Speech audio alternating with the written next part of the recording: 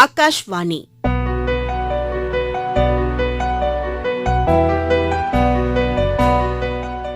இலக்கியம் பேசுவோம்.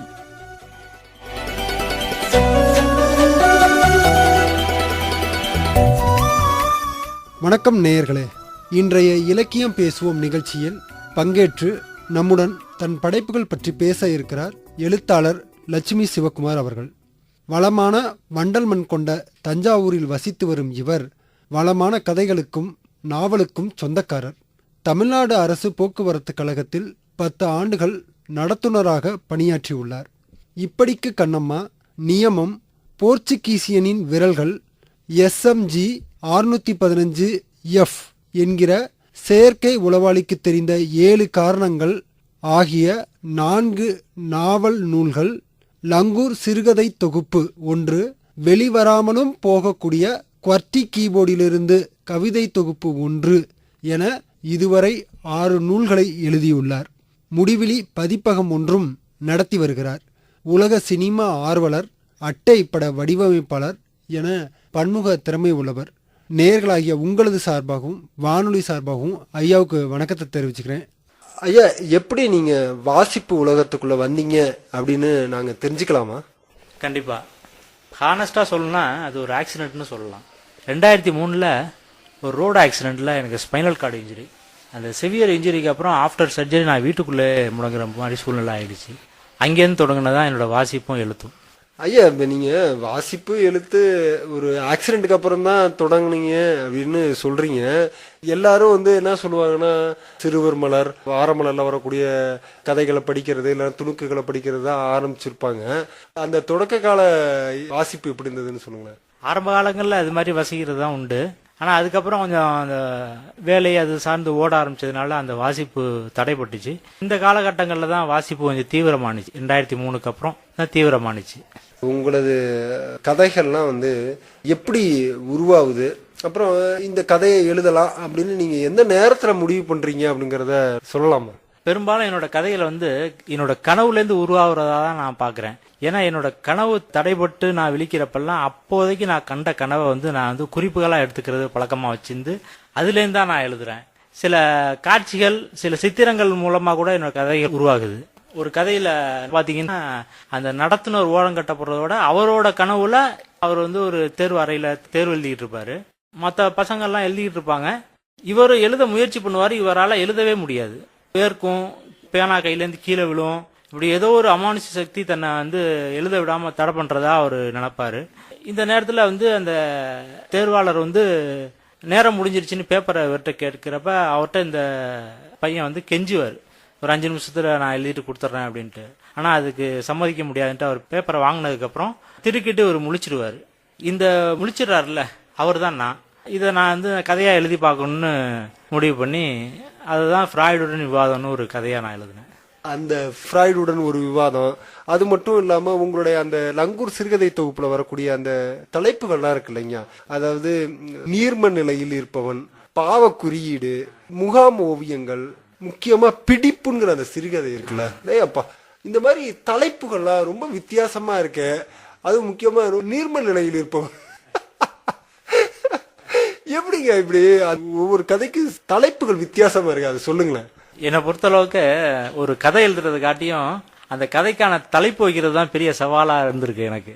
சில நேரங்கள்ல அந்த கதையோட போக்கே அதை உள்வாங்கிட்டு இருந்திருக்கு. அது கேட்டு வாங்கிக்கும் சமயங்கள்ல. தலைப்புக்காகவும் நான் யோசிக்கிறது உண்டு. சில கதைகளை தலைப்புக்காகவும் எழுதியிருக்கேன். அந்த மாதிரி எழுதப்பட்டதான் அவன் என்று இருப்பது நான். அப்படிங்களா? அதாவது நீங்க இந்த அவன் என்று இருப்பது நான் அப்படி அந்த கதை சொல்றீங்களா, எனக்கு ஆச்சரியமா இருந்தது. நீங்க ஒரு நடத்துனர், அப்புறம் அந்த ஆக்சிடென்ட்டுக்கு அப்புறமேல நீங்க வீட்லயே தான் இருக்கீங்க. எனக்கு தெரிஞ்சு உங்களுக்கு வெவ்வேறு வாழ்க்கை அனுபவங்கள் கிடைச்சிருக்குமா அப்படிங்கிற ஒரு கேள்விக்குறி எனக்கு ஏற்படுது. ஆனா உங்களுக்கு உரிய வாழ்க்கை அனுபவம் உங்களுக்கு தான் தெரியும். எப்படிதான் இவருக்கு இப்படியான வெவ்வேறு கதைக்களங்கள் கிடைக்குது? முக்கியமா இந்த லங்கூர், அது பாத்தீங்கன்னா உத்தரகாண்ட்ல நடக்குது. நீங்க சொல்லக்கூடிய அவன் என்று இருப்பது நான் தான்ங்கிறது தஞ்சாவூர்ல உங்க வீட்டுக்கு பின்னாலதான் நடந்திருக்குமோ அப்படின்லாம் நினைக்க தோணுது. எப்படி வித்தியாசமான கதைக்களங்கள் உங்களுக்கு கிடைக்குது அப்படின்னு நாங்க தெரிஞ்சுக்கலாமா? கனவுல இருந்து நான் அந்த கரு எடுக்கிறது தான். அப்படிதான் நான் என்னோட கதையை கட்டமைச்சு கொண்டு போறேன். அதுக்கு நான் ரொம்ப மெனக்கெடுவேன். ஒரு குறிப்பு கிடைச்சிருச்சுன்னா அவசர அவசரமா ஒரு கதையை நான் எடுத்துறது இல்லை. அதுக்காக ரொம்ப மெனக்கெடுவேன். ஒரு 20 பக்கத்துல ஒரு சிறுகதை எழுதணும்னா அதுக்கு எனக்கு 1 மாசமாவது ஆகும். அந்த மெனக்கடல் தான் நீங்க சொல்ற அந்த இதை கொடுக்குதுன்னு நினைக்கிறேன் நான். மகிழ்ச்சியை கொடுக்குது. ஏன்னா அந்த கதையை படிக்கும்போது அவ்வளவு சந்தோஷமா இருக்கீங்க. உங்களுக்கு பிடிச்ச புத்தக எழுத்தாளர் பத்தி எங்களோட பகிர்ந்து கொள்ளலாமா? அப்படி ஒரு பட்டியலுக்கு நான் எப்போதுமே தயாரா இல்லை. இருந்தாலும் எனக்கு பிடிச்ச என்னை எழுத தூண்டுற ஒரு எழுத்தாளரை நான் சொல்லணும்னா ஹாருஹி முரகாமின்னு ஜப்பானிய எழுத்தாளர். அவர் நான் எப்போ எழுத முடியாம தடைப்பட்டு நிக்கிறேனோ அவரோட எழுத்தை படிக்க ஆரம்பிச்சேன்னா எனக்கு எழுதக்கூடிய சிந்தனையை தூண்டுது அந்த எழுத்து. பெரும்பாலும் அவரோட கதைகள் நேர்வழியில சொல்லப்படுறது இல்லை. அப்படி இருந்தாலும் அந்த எழுத்துக்கான வசீகரம் என்னை எழுத தூண்டுறதா நான் பாக்குறேன். அதனால அந்த எழுத்தாளர் நான் சொல்லலாம். இன்றைய இளைஞர்கள் நிறைய பேர் வாசிக்கிறது இல்ல, செல்போன்லயே நிறைய விரயம் பண்றாங்க அப்படின்னு நம்மளை போன்ற பெரியவர்களுடைய குற்றச்சாட்டாவே இருந்துட்டு வருது. அவங்க வாசிப்பு உலகத்துக்குள்ள போகணும் அப்படின்னா அவங்களுக்கு ஏற்ற மாதிரி சில புத்தகங்களை பரிந்துரை செய்ய இயலுமா? இன்றைய வாழ்க்கை முறை நம்மளோட வேல்யூ சிஸ்டத்தை கொஞ்சம் கொஞ்சமா உடைச்சிட்டு இருக்கதா நான் நினைக்கிறேன். இது குடும்ப வன்முறைக்கான பாதையை திறந்து விடக்கூடிய போக்கு இருக்கதா இதுல நான் பாக்குறேன். இதுக்கு நாம எல்லாருமே காரணமா இருந்திருக்கோம். அதனால இந்த மாற்றத்துக்கு பொறுப்பெடுக்க வேண்டிய கட்டாயம் நமக்கும் இருக்கு. இன்றைய இளைஞர்களுக்கு கல்வியை கடந்த இலக்கிய வாசிப்பு அவசியமா தேவைப்படுதுன்னு நான் நினைக்கிறேன். பொதுவா இளைஞர்கள் எல்லாருமே வாசிக்கல அப்படிங்கிற குற்றச்சாட்டை நான் வைக்க விரும்பல. ஆனா விதிவிலக்குகளை கடந்த பெரும்பான்மையை நம்ம யோசிக்க வேண்டியிருக்கு. அந்த வகையில கல்வியை கடந்த இலக்கிய வாசிப்பு நோக்கி இளைஞர்களை நம்ம திருப்பணுங்கிறது என்னோட கருத்து. அந்த ஆர்வத்தை தூண்டுறதுக்காக நம்ம அவங்களுக்கு புத்தகத்தை பரிந்துரைக்கணுங்கிற கட்டாயம் இல்லை. அந்த வாசிப்பு முறையை வாழ்க்கை முறையா மாற்றி தரணும் அவங்களுக்கு அப்படிங்கறத மட்டும் நான் சொல்லிக்க விரும்புறேன். இந்த நியமம் நாவல்ல பாத்தீங்கன்னா ஒரு மெடிக்கல் ரெப்ரசன்டேட்டிவ் தான் கதாநாயகனா இருக்காரு. இந்த கதாநாயகனுடைய பேரை நீங்க கடைசி வரையும் சொல்லவே இல்லை. நானும் எங்கேயாவது சொல்லியிருப்பீங்களா அப்படின்னு பாக்குறேன். எங்கேயுமே சொன்ன மாதிரி எனக்கு தெரியல. அப்புறம் அந்த நாயகனால அந்த நாயகியும் அவங்களோட காதலியும் நோய்வாய்ப்படுற மாதிரி சொல்றீங்க. அந்த நோயும் என்னன்னு சொல்ல மாட்டேங்கிறீங்க.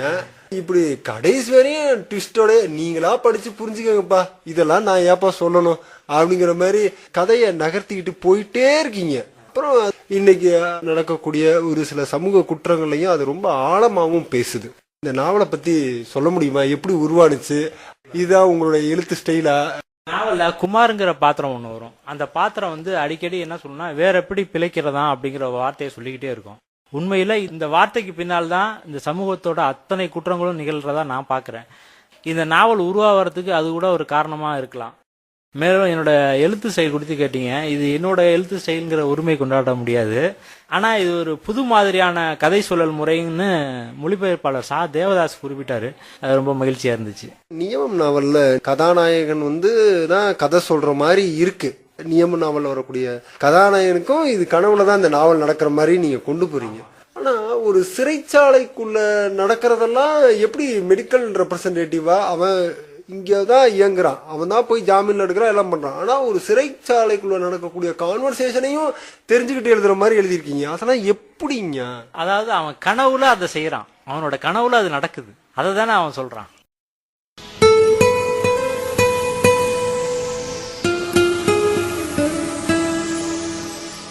அகில இந்திய வானொலியின் அலைவரிசைகளில் தொடர்ந்து இணைந்திருங்கள். இது இலக்கியம் பேசுவோம் நிகழ்ச்சியில் நம்முடன் இப்படிக்கு கண்ணம்மா, போர்ச்சுகீசியனின் விரல்கள் உள்ளிட்ட 4 நாவல்களை தந்த எழுத்தாளர் லக்ஷ்மி சிவகுமார் அவர்கள். லங்கூர் சிறுகதை தொகுப்புல நோமோங்கிற ஒரு கதைய எழுதியிருப்பீங்க. அதாவது என்னன்னா ஒரு இளைஞர் ஒரு செல்போனுக்கு ரொம்ப அடிக்ட் ஆயிடுற. அப்படி அவங்க அம்மா அப்பா கேட்கிற கேள்விக்கு கூட அவங்களுக்கு டைரக்டா பதில் சொல்லாம செல்போன்ல தான் பதில் சொல்றாரு. சாப்பிட்டியாடா? சாப்பிட்டேன் அப்படின்னு செல்போன்ல தான் பதில் சொல்றாரு. மிரண்டு போறாங்க அவங்க அம்மா அப்பா. அது மட்டும் இல்லாம அவர் இன்டர்வியூக்கு போறாரு. வேலைக்கு ஆள் எடுக்கக்கூடிய ஒரு நிறுவனத்திலையும் போய் அவங்களுக்கும் செல்போன்லயே பதில் சொன்னா, ஆனா அவர் பேசக்கூடியவர் தான். ஏன் இப்படி ஒரு வித்தியாசமான கதை எழுதுனீங்க? தெரிஞ்சுக்கலாமா? இந்த கதை 2016 எழுதப்பட்டதா இருந்தாலும் இந்த கதைக்கான கரு உருவானது 2009 உருவாயிடுச்சு. அப்பெல்லாம் ஸ்மார்ட் போன் வராத காலம். நம்ம செல்போனை பார்த்து அதிகமாக பயன்படுத்த ஆரம்பிச்சிருவோம்ல. அப்படியான நாட்களில் என்னோட நண்பர் வந்து ஒருத்தர் வீட்டுக்கு வந்தப்ப அவர்கிட்ட நான் பேசிக்கிட்டு இருக்கப்ப அவர் கேட்ட கேள்விக்கு வந்து நான் டக்குன்னு செல்போன் எடுத்து ரிப்ளை டைப் பண்ண ஆரம்பிச்சிட்டேன். அந்த தாக்கம் தான் இந்த கதை உருவாகிறதுக்கு காரணம். இதை வந்து சாதாரணமாக எடுத்துக்க முடியல. இது என்னவா இருக்கும் அப்படின்ட்டு இணையத்தில் தேட தேட பார்த்தீங்கன்னா இது வந்து ஒரு நோமோஃபோபியாங்கிற ஒரு கண்டிஷன்னால இப்படி நடந்திருக்கலாம் அப்படின்ட்டு தகவல் இருந்துச்சு. அப்புறம் அதே தான் கதையாக எழுதி பார்க்கணும்னு முடிவு பண்ணி எழுதினேன். நீங்க நோமா படிச்சீங்கன்னா அடையப்பா வித்தியாசமா இருக்கு. அவங்க அம்மா அப்பா விரல்றதா தன் மகனை பார்த்து. இந்த கதையை வந்து ஒரு நண்பர் படிச்சுட்டு ஒரு ஸ்கிரிப்டா எழுதி கொடுங்க, ஷார்ட் பிலிமா எடுக்கணும் அப்படின்னு சொல்லி கேட்டாரு. அதை எழுதி கொடுத்து அவரும் ஷார்ட் பிலிமா எடுத்தாரு. நோமோங்கிற பேர்ல எடுத்தாரு. உங்களுடைய கதைகளை படிக்கும் போதும் இந்த விவரிப்புகள்லாம் இருக்குல்ல, என்னமோ நான் அந்த மெடிக்கல் ரெப்ரசன்டேட்டிவா அப்படி தோல்ல வந்து பைய போட்டுக்கிட்டு அந்த லைப்ரரி போற காட்சி எழுதியிருப்பீங்க. அவரு இந்த படிக்கட்டில் ஏறுறாரு, அங்க போய் பாக்குறாரு யார் இருக்கா, அங்க முன்னாடி அந்த ரெஜிஸ்டர் இருக்கு, உள்ளுக்குள்ள தெரிஞ்சவங்க யாரும் இல்லை, ஆனா ஒரு பாப்பா படிச்சுட்டு இருக்குது அப்படின்னா அந்த நூலகத்தினுடைய விவரிப்புகள் இருக்குல்ல. அவங்க வீட்டுல அவங்க அப்பா எங்க உட்காந்துருப்பாரு, அவங்க அம்மா சமையல இருக்கிறது, அவன் ரூம் எது, அவன் மாடியிலுக்கு ஏன் போறான், எப்பெல்லாம் போறான், அந்த வீடு, அதுக்கு பக்கத்து வீட்டுல அவன் வந்து இதுக்கு இடையில இன்னொரு பொண்ணை பார்ப்பான், அந்த பொண்ணு கூட லவ் பண்ணும் அந்த மெடிக்கல் ரெப்ரசன்டேட்டிவ. அப்போ பக்கத்து வீடா இருந்தா எப்படி இருக்கும், அந்த மாதிரி ஒரு கற்பனை காட்சி வந்து உங்களோட படிக்க படிக்க காட்சி வந்து நம்மளுக்கே வந்து உருவாக ஆரம்பிச்சிருது. இந்த மாதிரி காட்சிப்படுத்தி எழுதுறதுனால எதுவும் திரைப்பட முயற்சி எதுவும் உங்களுக்கு இருக்கா? கண்டிப்பா அந்த முயற்சி இருக்கு. என்னோட முதல் நாவல் இப்படி கண்ணமாவே பாத்தீங்கன்னா வந்து செகண்ட் ஹாஃபா வந்து ஸ்கிரிப்டா எழுதி பார்த்தது தான் அது. அதாவது 2007-8 இந்த காலகட்டங்கள். இது ஒரு சினாப்சிஸா எடுத்து நான் டைரக்டர் ராமு கூட ஃபேஸ்புக்ல ஒரு மெசேஜா அனுப்புனேன். அதாவது சினாப்சிஸை படிச்சுட்டு சீக்கிரமே கூப்பிடுறேன் சிவா அப்படின்ட்டு ஒரு ரிப்ளை பண்ணியிருந்தாரு. எனக்கு ஆச்சரியமா இருந்துச்சு. அதுக்கப்புறம் தான் நான் வந்து அந்த ஸ்கிரிப்ட் எழுதுறது அப்படியே விட்டுட்டு நாவலா எழுதுவோன்ட்டு இப்படி கண்ணம்மாங்கிற பேர்ல நாவலா எழுதி அப்படியே இலக்கிய எழுத்துல தொடர்ந்துருச்சு. சினிமாவுக்கான முயற்சி என்கிட்ட தொடர்ந்து இன்னமும் இருந்துட்டு இருக்கு. அப்புறம் உங்களுடைய அந்த லங்கூர் கதை உத்தரகாண்ட்ல தான் நடக்கு, ஆனா அந்த பாப்பா பேரெல்லாம் ஆச்சரியமா இருக்கு. நன்னிலா, அதே போல வெண்பாவும் யானைங்கிற சிறுகதையில இருக்கக்கூடிய வெண்பா, எப்படி அழகழகான பேர்களா வைக்கிறீங்க. அவங்க வந்து சக உயிர்கள் மேல இந்த பூனை, நாய், ஆட்டுக்குட்டி, முயல் கொல்ல பிரியம் இருக்கும். யானைன்னா இன்னும் கொல்ல பிரியம். அவங்க பண்ற அடம்லாம் இருக்குல்ல, அதுல இந்த லங்கூர்ல நன்னிலா பண்ற அடம் இருக்குல்ல, அடே அப்பா, எப்படி அந்த பெண் குழந்தைகளையும் இல்லைன்னா வரக்கூடிய பெண்களையுமே வந்து ஒரு கதாநாயகிகளா உங்களுடைய கதைகள்ல வர்றாங்க, ஏன்னு தெரிஞ்சுக்கலாமா? இந்த சமூகத்துல வந்து வழக்கமா பின்பற்றக்கூடிய நடைமுறைகளை பகுத்தறிஞ்சு பார்த்து வேல்யூ சிஸ்டத்தை பாதிக்காத வகையில ஒரு மாற்று சிந்தனையை நான் என்னோட படைப்புகள்ல கொண்டு வரணும்னு நினைப்பேன். அந்த முயற்சி தான் இது. ஐயா, அப்புறம் இந்த உங்களுடைய இந்த போர்ச்சுகீசியனின் விரல்கள் அந்த நாவல் இருக்குல்ல, அது முக்கியமா கால்பந்தாட்டத்தை மையப்படுத்தி எழுதியிருக்கீங்க.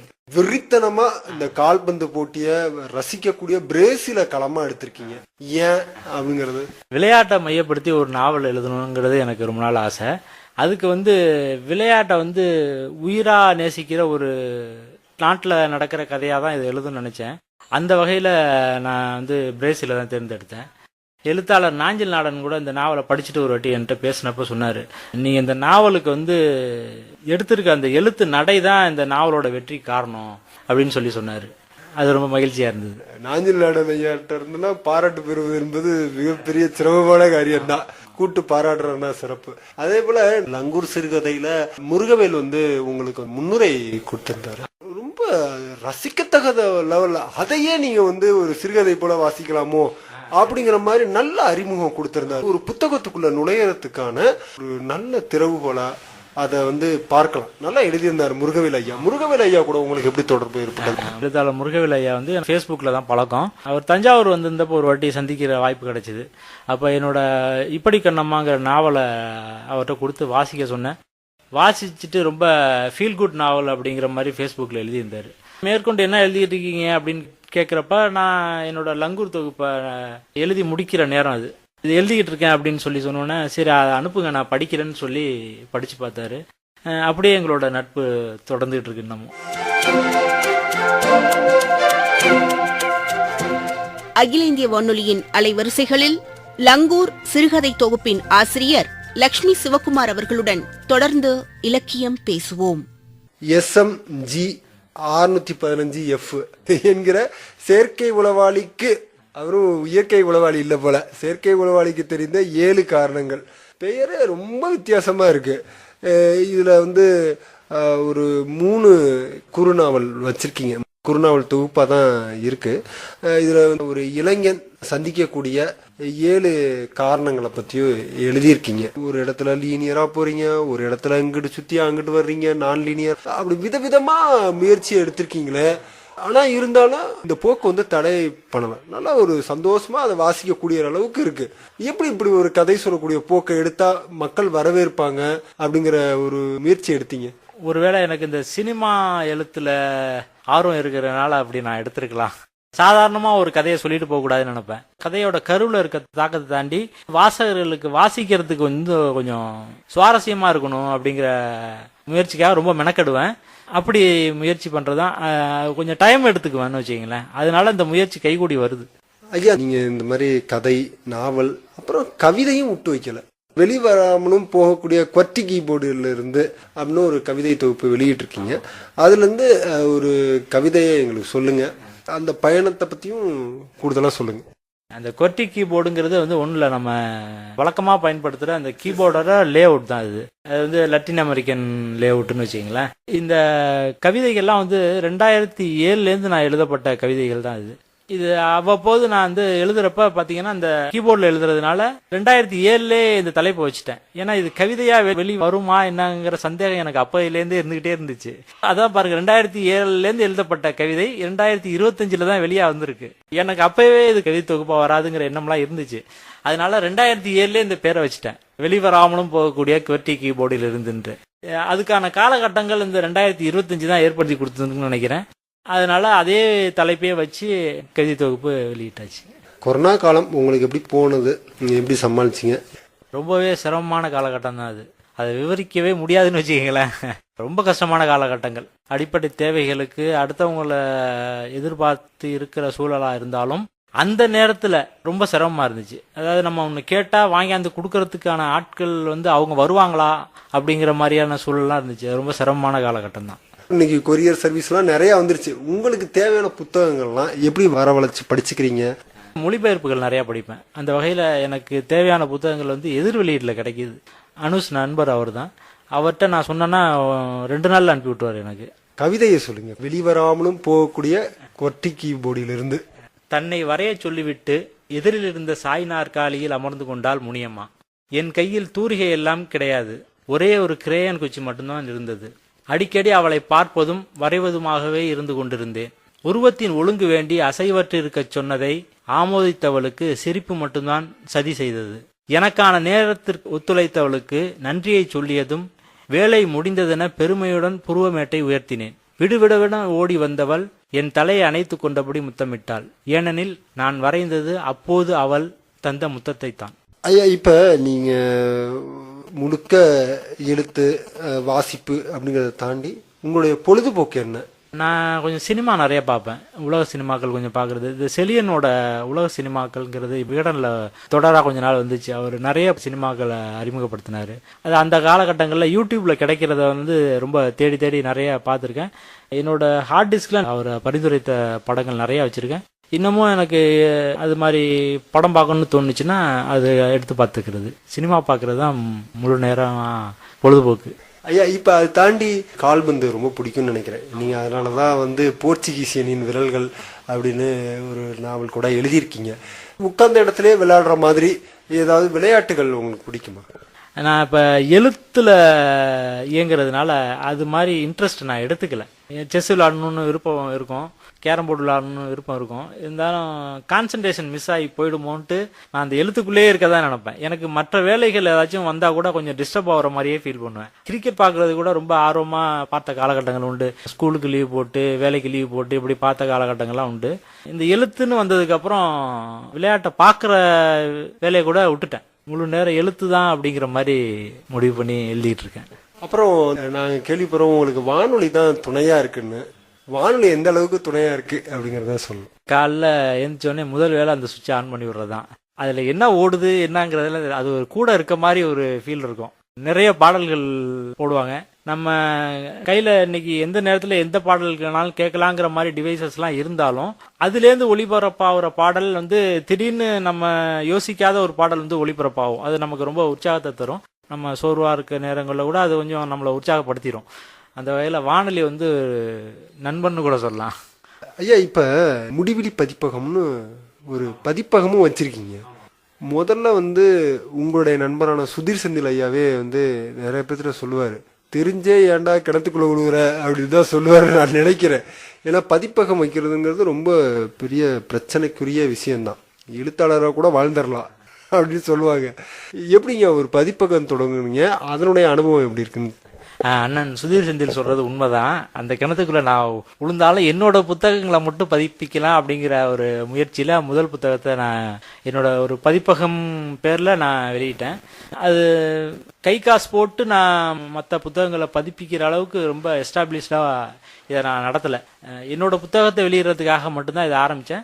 ஆனால் பதிப்பகம் சார்ந்த வேலைகளை நான் வந்து நூல் வடிவமைக்கிறது, அட்டை வடிவமைச்சு கொடுக்கறது, ப்ரூஃப் பார்த்து கொடுக்கறது, இது மாதிரி வேலைகளை நான் பண்ணிட்டு இருக்கேன். என்னோட பதிப்பகத்தை தாண்டி இந்த மாதிரி வேலைகளை புக் லேஅவுட் பண்ணி கொடுக்கறது, கவர் டிசைன் பண்ணி கொடுக்கறது, ப்ரூஃப் பார்த்து கொடுக்கறது, இது மாதிரி வேலைகளை நான் பார்த்து கொடுத்துட்ருக்கேன். இப்படி கண்ணம்மா நூலோட அட்டை டிசைன் நான் அந்த புத்தகத்தை பிரிண்ட் பண்ணது மட்டும்தான் வெளியில் ஒரு இடம். பாக்கி எல்லா வேலையும் அந்த புத்தகத்துக்கு நான் பண்ணது தான். அந்த மூவை கூட முடிவெளி பதிப்பதற்காக அதை நீங்க வந்து அது ஒரு சுற்றுல விட்டுட்டீங்க. அந்த டிசைனே ரொம்ப அழகா இருக்கு. ஆமா, அந்த லோகோ வந்து ஒரு 6 மாசம் அதை எப்படி வடிவமைக்கணும்னு தெரியாம ரொம்ப மெனக்கட்டு வடிவமைச்சது. ரொம்ப பிடிச்சிருந்த லோகோ அது நான் தான் வடிவமைச்சேன். ஐயா, ஒரு சில பேர்களை சொல்றேன், நீங்க அவங்களோட அனுபவத்தை சொல்லுங்க. ஐயா, கார்த்திகை பாண்டியன் எழுத்தாளர், சிறந்த நண்பர் அவரு. அவரோட அறிமுகம் எப்படி கிடைச்சிதுன்னா, என்னோட லங்கூர் தொகுப்பு வெளியாகிறதுக்கு முன்னாடி அவரோட அறிமுகம் கிடைச்சிது. ரொம்ப சிறந்த நண்பர் அவரு. சிறுகதைகள் குறித்து பேசிட்டு இருக்கப்ப வித்தைக்காரியின் சாகசம் பண்ண மாதிரி அவருமே அதே ஜானர்ல ஒரு கதை எழுதியிருக்கதா சொன்னாரு.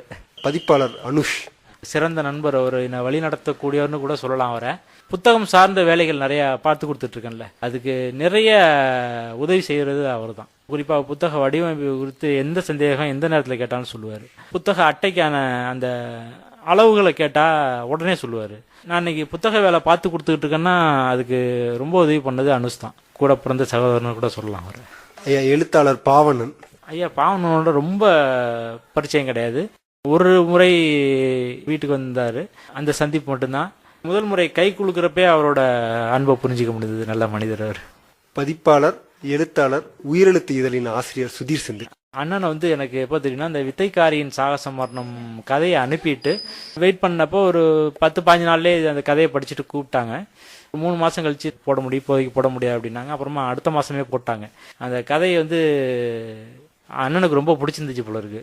அதுக்கப்புறம் நல்லா எழுதுற, இன்னும் 2 கதை உனக்கு நான் போட்டு தரேன், உயிரெழுத்துல எழுது அப்படின்னு சொல்லி ரொம்ப உற்சாகப்படுத்தினாங்க.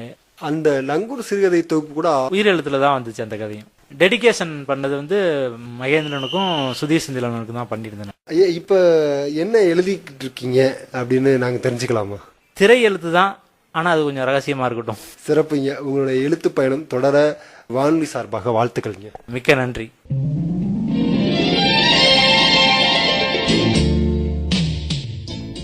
அகில இந்திய வானொலியின் அலைவரிசைகளில் இலக்கியம் பேசுவோம் நிகழ்ச்சியில் இதுவரை நம்முடன் பயணித்தவர் எழுத்தாளர் லக்ஷ்மி சிவக்குமார் அவர்கள். அமைப்பு கு. அடைக்கலராஜ்.